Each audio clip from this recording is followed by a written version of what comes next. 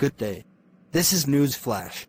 The President, Major General Muhammadu Buhari, retired, will in May reveal his choice among those aiming to be his successor on the platform of the All Progressives Congress, a presidential source has revealed to Sunday Punch.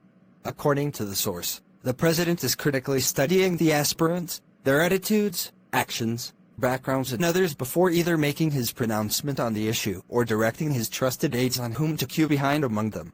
Some of the aspirants, who have made their intentions known to run for the presidency are Vice President Yemi Osinbajo, Minister of Transportation, Mr. Amaechi, Minister of Labor and Employment, Senator Chris Ngige, a former governor of Lagos State, Asiwaju Bola Tinubu, Kogi State Governor, Yahya Bello, his Ebonyi State counterpart, David Umahi, a former governor of Abia State, Senator Orji Kalu, and an ex-governor of Imo State, Roka Zokaroka. They have openly declared their interest to succeed the president, whose second term ends on May 29, 2023. Other rumored to have presidential ambition in the party but have yet to declare their intentions include the governor of Ekiti State, Dr. Kayode Fayemi, and the governor of the Central Bank of Nigeria, Godwin Emefiele. Buhari had expressed fear that his favorite presidential candidate might be eliminated if he revealed the identity. He said this during an exclusive interview with Channels Television in January, while noting that he had no special interest in the 2023 presidential election. "It is not my problem," he replied when asked about the next presidential election. He stated, "I am not interested. I believe that whoever wins the poll should be sworn in as the next leader of Nigeria. All important things have been documented. No one should ask me to appear before the court to give evidence on any issue, public funds. All important things are already on record. I am sure about that." When asked about his preferred successor, the president replied, "I won't tell you my favorite for 2023. He may be eliminated if I mention him. I better keep it a secret." The ruling party has fixed May 30th and 31 for its presidential primary election.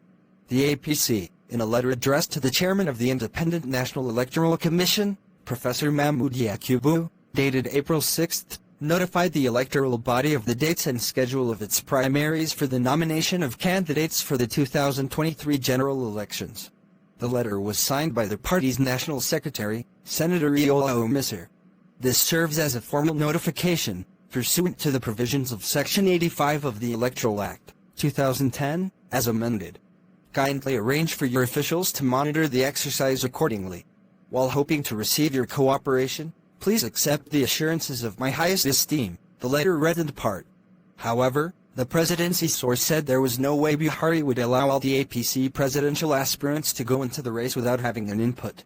He said, "You saw how he handled the race for the chairmanship of the party? Was it rancorous? No, it was not. The president knows what to do at the right time. The man, who is the national chairman of the party today, was not even in the race in the beginning. And he said so when he assumed office. He said he was never interested about a month before the election. The president knows the characters of those in the race. He knows their antecedents and what they can do or how they will behave when they get to power. So, he will never allow the party to go into the primary without giving direction. Have you ever seen an incumbent who is not interested in who his political party will present as his likely successor? Even the governors are equally doing the same thing at the state level. So, I am sure the president will speak next month before the presidential primary. He is a tactician. He knows how to handle such a delicate matter."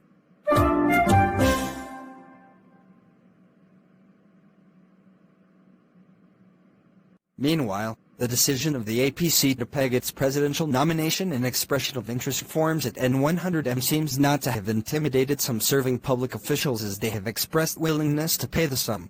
Sunday Punch, however, learned that while some would be buying the forms directly, groups would be buying them on behalf of others. For instance, it was learned that a group known as Businessmen for Osinbajo would purchase the forms for the vice president. The group, led by Dr. Teofash Ogbon, said M97M had been budgeted for the forms for Osinbajo. However, an aide to the vice president, who wished to remain anonymous, said more than 3 groups had offered to buy forms for Osinbajo. There are more than 3 groups jostling to buy the forms for Osinbajo. In fact, one person also came forward offering to buy the forms. So, the N100M will not be a problem, he said. Okaroka told Sunday Punch that he could afford the N100M forms. "I can afford to obtain my form by myself," said the Imo West senator. Okaroka agreed with the APC's decision to peg the form at a high cost, adding that it would indeed separate the serious aspirants from the unserious ones. He, however, said the party ought to give people enough time to purchase the forms. The former governor also said aspirants should not be buying forms with their personal money. Rather, their supporters should purchase the forms for them. He added, "I think what should be done going forward is for every presidential aspirant and governorship aspirant to have people purchase their forms, at least if you can have 10,000 people contribute and you know the money is coming from their accounts to support you, it means that you're a popular candidate. This gives you some kind of seriousness. And time must be given, because if they're saying N100M and slam it on people and say tomorrow, bring N100M, that's also a problem for most people, who have contacted their supporters. So, going forward in our nascent democracy, I think people should learn to sponsor their candidates rather than the candidates sponsoring themselves." So, he knows he owes the people. In a chat with our correspondent, the spokesperson for the Governor Yahya Bello campaign organization, Latifat Kolapo, said the governor would not step down because of the N100M forms. Kolapo noted that the Kogi state governor became wealthy long before coming into power in 2016. She said Bello could even afford to buy the forms for others. Responding to a question, Kolapo stated, "Why will Yahya Bello step down because of the amount for forms? N100M. Do you know what he even was before becoming the governor of Kogi state? He was the single largest donor to the aspirations of most of all these people you see in federal places everywhere. He supported people to get their tickets to win elections with proceeds from his chain of businesses. He's been a successful businessman all along. Forget about Kogi state or about him being a governor. In his personal capacity as Yahya Bello, he can buy N100M forms for as many candidates as are willing to contest. That aside, Yahya Bello is going to be on the ballot no matter what. He cannot step down for anybody. That is not even on the horizon at all." The campaign spokesperson further stated that some support groups were also willing to buy the forms for the Kogi governor. In a chat with Sunday Punch, an associate of the Minister of Transportation, who wished to remain anonymous, said money for the forms had already been raised by some of his support groups. The associate stated, "For Amaechi, he has supporters all over the place, who are willing to support him in his presidential bid. So, with N100M for forms, I'm sure they'll be able to come up with funds for getting the forms." Generally, most of his campaign activities will be funded by supporters and well-wishers. The capacity to pay is a different thing. When you are running for an office like that, and you have supporters and volunteers, who are ready to support you, why not allow them to take the lead? He noted that some support groups had already stated publicly that N2BN had been saved towards Amaechi's presidential campaign. At one time, if you remember, there was a group that came out and said, "Amaechi, run, we are ready to take the burden." In fact, members of the group even said they would take him to court if he didn't run. Another group said it had saved up to N2BN for Amaechi's campaign, he added. For Tinubu, it was learnt that campaign groups were still meeting on the matter. The Tinubu support group led by Amani Sulaiman was alleged to have issued a check for the aspirant, but Sunday Punch learnt that this was untrue. The Southwest Agenda for ASIWAU 2023, a group aimed at ensuring that Tinubu emerged as president, said it was still meeting. The National Secretary of SWAGA, Mr. Bosin Aladal, said, "There is no final decision on it yet." However, an aide to Tinubu said the issue of forms was definitely not a problem for the former governor of Lagos State. "I'm sure you are aware that ASIWAU has donated hundreds of millions to several states during his condolence visits to several governors. He donated N50M to Katsina, N50M to Kaduna, N50M to Niger and several others. So, you should know that N100M is too small to stop the Yagabun. Besides, there are too many people who are willing to buy the forms for him," the aide boasted. The Minister of Labor and Employment, Senator Chris Nige, has also raised half of the money. According to him, the balance will be raised by his teaming supporters.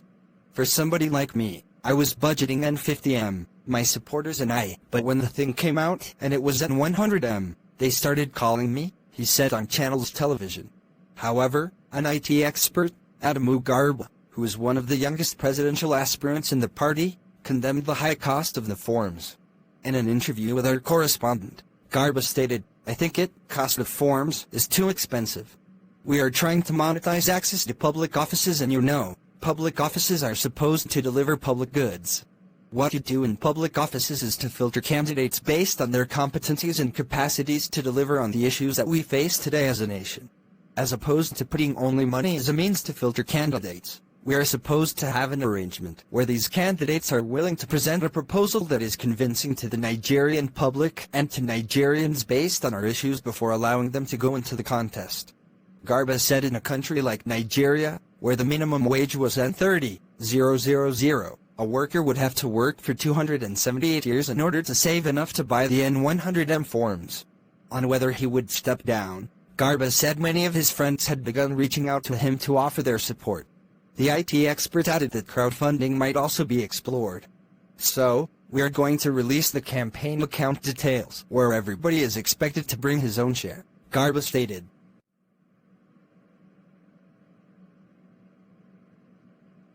In the meantime, the Minister of State for Education, Chukwuemeka Nwajioba, has said though he has not declared for the presidency, a body known as the Project Nigeria Group has raised over N100M for him to purchase the nomination and expression of interest forms.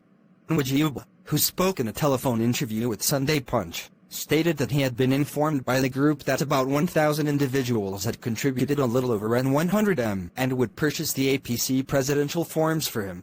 The minister, who expressed excitement that the group was able to raise the amount, said the decision on whether he would run for the coveted office would depend on the outcome of his meeting with the Project Nigeria Group and other stakeholders across the country. Nwajioba stated, "In my own case, I have the unique opportunity of being promoted by a wide range of Nigerians, young people and others from all parts of Nigeria, contributing. They have taken the challenge of thinking of where to get the money off me. One of them told me that they have actually exceeded the figure by some fractions at the moment. They have over 1,000 contributors from different places. I was only informed that they were ready. I have been trying to get them to meet with me, but they only want to meet me when they have the forms. Even if they are nomads, it doesn't matter wherever you can find them. It is actually getting more serious than I thought." On whether he would run for the presidency and when he intends to declare his ambition, he added, "I do not want to answer that question until they, members of the Project Nigeria Group, come. It is not my decision to make. This is a collective decision of all Nigerians. I am actually impressed by them telling me that over 1,000 persons have contributed. I thought it was a joke until I saw that such a huge number of people contributed. When I have the opportunity of meeting the group, then we can speak on it. It is not something one person alone can decide. It will require almost like a collegiate of people to bring everybody together to work in a direction so that the country can get traction." Asked if the party was fair to have pegged the amount for the purchase of presidential, governorship and other forms at prices many Nigerians described as outrageous, he said, "Every political party decides how it wants to operate. Their decision is relative to what they have. Looking at my supporters, through the Project Nigeria Group, already informed me that they have actually got the figure they want and exceeded it. Even if you were to offer the party forms for N1, it will still be subject to different views, and that is the beauty of democracy, where everybody will have his or her own view. But we, as party members, have handed over the administration of our party to the National Executive Committee and they have made a judgment on our behalf. We can't second-guess them, because there are many parameters. I am not privy to all of their thought processes. We've elected them and we have given them that mandate. It is left for us to also see that those who can live with it should work with it and those who don't may opt out. Thanks for watching. Like, share and hit the subscribe button. Also, turn on the notification button to get notified when another video is uploaded. Have a good day.